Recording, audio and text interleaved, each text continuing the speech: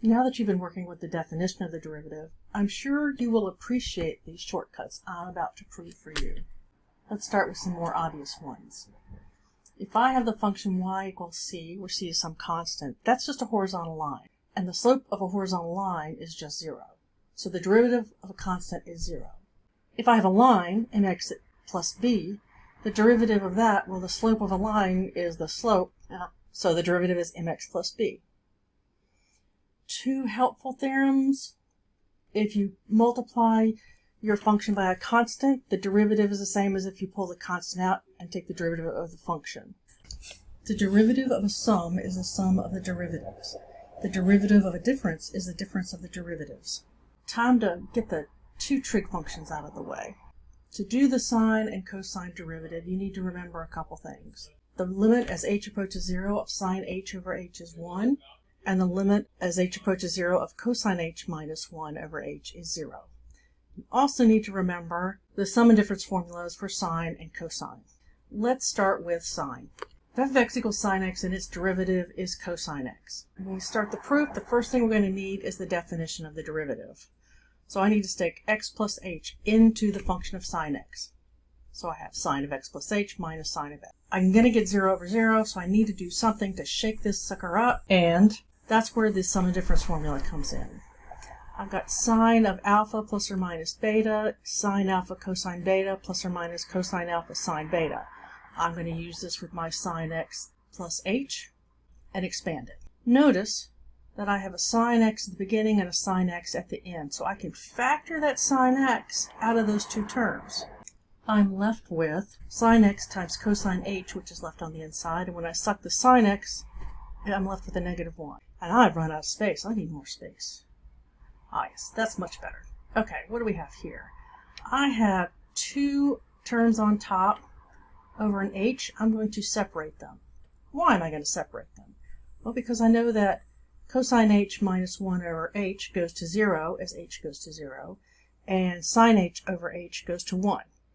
So the only thing that's going to survive this limit is cosine h, because this is gone. Let's try cosine.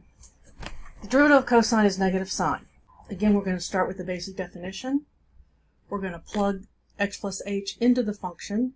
We need to use the cosine sum and difference formula. We'll expand it out. Notice that I have a cosine at the beginning and a cosine at the end. Cosine x at the beginning and a cosine x at the end. So I can factor that out. Again, need some space. I'm going to break this into two fractions because that expression goes to 0 and sine h over h goes to 1. The only thing that survives is this negative sine x.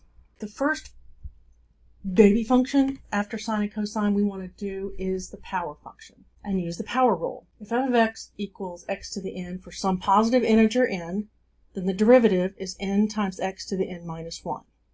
Now to do this, I'm going to have to ask myself, what is x plus h to the n? Well, let's look for patterns. If I have x plus h squared, I've got a 1, 2, 1. The second term is the same as the power. If I have it cubed, I have 1, 3, 3, 1. The second term is the power. Well, the same thing is going to be true for the fourth, the fifth, the sixth, the seventh, oh no. X plus h to the n, the second term will have n for a coefficient.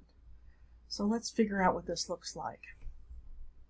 X plus h to the n, I've got x to the n plus n x to the n minus 1h. Our powers of x are going to go down, and our powers of h are going to go up. I don't really care what this coefficient is. You'll see why in a minute. So I'm just going to say C2 just to make it match the power of the h's, because that's as easy as anything else. X's are going down, h's are going up, the powers, until we get to the end where we have h to the end. So proof of the power rule. Again, we're going to start with f prime is the limit as h approaches 0 of f of x plus h minus f of x all over h. So I need to plug in f of x plus h, which is that long-ass thing we had on the previous slide. So I need to make it a little bit smaller so it fits. So I have here, I have f of x plus h. It keeps going all the way to here. And then I have minus f of x. Well, let's get those out of the way first. x to the n minus x to the n, they're gone. Now, this is what I've got left. Notice that all the leftovers have an h in them. Notice the powers of h are going up. Let's factor the h out. This first term doesn't have an h anymore, but everything else does.